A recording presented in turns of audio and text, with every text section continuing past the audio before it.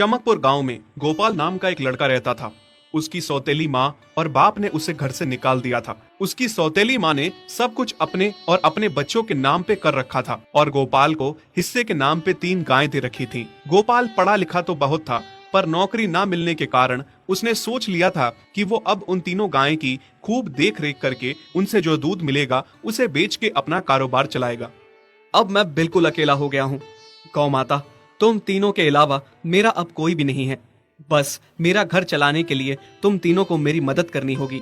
तीनों गायें बहुत ही हट्टी कट्टी और जवान थीं और रिश्ते में भी एक दूसरे की बहनें लगती थीं। चंपा, चमेली और मैना। मैना सबसे बड़ी और समझदार गाय थी। चंपा गर्भवती थी और चमेली को अभी अभी बच्चा हुआ था। वो दूध दे रही थी, जिसके दूध को बेच के गोपाल का थोड़ा बहुत घर चल रहा था। पर गोपाल को अब चंपा और मैना पे पूरा भरोसा था कि जब उनका बच्चा हो जाएगा तो वो खूब दूध देने लगेंगी और जिससे उसका कारोबार अच्छे से सेट हो जाएगा। देखा चमेली बहन, हमारे मालिक को कितनी उम्मीदें हैं हम तीनों से। हाँ चंपा, सुना मैंने, मालिक ने हमसे कितनी सारी उम्मीदें लगा रखी हैं। और उम्मीद रखे भी क्यों ना, कितना समय खर्च करते हैं मालिक हम पे और कितनी सेवा करते हैं हमारी, कितना खिलाते पिलाते हैं हमें। और फिर हम मालिक की उम्मीदों पे खरा ना उतरेंगी तो धिक्कार है हमारी जिंदगी पर। सही कह रही हो बहन तुम। चलो हम तो मालिक के लिए कुछ ना कुछ कर ही लेंगे। तुमने बच्चा दे दिया है, दूध भी दे रही हो, मैं भी गर्भवती हूँ। थोड़े दिनों में मैं भी बच्चे को जन्म दे दूंगी, फिर दूध भी देने लगूंगी। लेकिन इस मैना दीदी को देखो, हम दोनों से बड़ी हैं, एक बार भी बच्चा ना दे पाई आज तक। क्या इसका फर्ज नहीं बनता मालिक के लिए कुछ? ये तो बड़ी हैं, हमसे ज्यादा इसको मालिक के लिए करना चाहिए था, लेकिन हम छोटी होकर इतना सोच रहे हैं। तुम दोनों ऐसा क्यों कह रही हो? क्या गलत कह रहे हैं हम? सही तो कह रहे हैं। कितने सालों से बांझ पड़ी हो तुम। ऐसा कैसे कह सकती हो तुम? बच्चा देना ना देना मेरे हाथ में थोड़े ना है। मैं भी तो माँ बनना चाहती हूँ ना। मैं भी चाहती हूँ कि दूध दूँ और मालिक को मेरे दूध से कुछ फायदा हो। अरे तुम क्या बच्चा दोगी जो इतने सालों से नहीं दे पाई? तुम ये ख्वाब लेना बंद करो कि तुम बच्चा दोगी और तुम्हारे दूध से मालिक को कोई फायदा होगा। दोनों छोटी बहनें बड़ी बहन मैना की बेबसी का मजाक उड़ाती हैं और उस पे हंसती हैं। इस बात से मैना बहुत दुखी होती है और रोती है कि उसी की बहनें उसको दिलासा देने की बजाय उसे ताने मार रही हैं, उसका मजाक उड़ा रही हैं। फिर एक दिन गोपाल का पड़ोसी उससे कहता है, अरे गोपाल, तुम्हारी 2 गायें तो ठीक है, एक गाय का क्या है? उससे तुम्हें कोई फायदा नहीं है, बेच क्यों नहीं देते उसे? अरे नहीं नहीं भाई साहब, बेचना क्यों उसे? अभी बच्चा नहीं दे रही तो क्या पता कल वो बच्चा दे दे।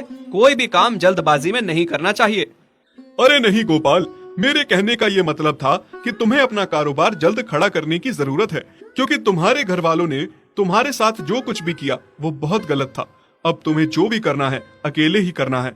आगे शादी भी तो करनी है तुम्हें, उसके लिए भी खूब पैसा कमाना पड़ेगा। जब तुम्हारी सारी गायें दूध देंगी तभी तो कारोबार अच्छा चलेगा ना। हाँ, बात तो तुम सही कह रहे हो भाई। मेरी मानो तो तुम अपनी गायों को क्रॉस करवा के देख लो, शायद उससे बच्चा हो जाए। हाँ, ये सुझाव तुमने सही दिया, मैं कल ही ऐसा कर लेता हूँ। सुना तुमने मैना बहन मालिक की बातों को? कितना परेशान है मालिक तुम्हारी वजह से, पर तुम्हें तो कोई बात कह ही नहीं सकते। झट से बुरा जो मान जाती हो तुम। मैना ये सब सुन के बहुत दुखी होती है, पर करती भी क्या, उसके हाथ में कुछ नहीं था। गोपाल ने मैना को क्रॉस करवा के भी देखा, पर उसका भी कोई फायदा नहीं हुआ। गोपाल, जो सुझाव मैंने तुम्हें दिया था, क्या वो तुमने आजमाया? हाँ भाई, वो भी करके देख लिया, पर उसका भी कोई असर ना हुआ। ये गाय किसी काम की नहीं है गोपाल, मेरी मानो तो इसे बेच दो। मैं सोच रहा हूँ एक बार फिर से क्रॉस करवा के देखता हूँ, शायद कोई बात बन जाए। देख लो, पर मुझे नहीं लगता।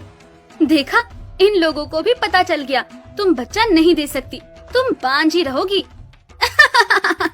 सही कह रही हो तुम दीदी, इतने जतन करने के बाद भी बच्चा नहीं हो रहा तो अब क्या होगा? गोपाल मैना को एक बार फिर से क्रॉस करवा लेता है। दोनों बहनें चंपा और चमेली मैना के बांझपन का मजाक उड़ाती हैं और उस पे खूब हंसती हैं। फिर एक दिन मैना चमेली के बच्चे के साथ खेल रही थी कि तभी चंपा देख लेती है। हाँ देख तो चमेली दीदी, ये मैना दीदी तेरे बच्चे के साथ क्या कर रही है? मुझे समझ में नहीं आ रहा, तू इस बांझ के साथ अपने बच्चे को कैसे छोड़ सकती है? जब मेरा बच्चा आ जाएगा मैं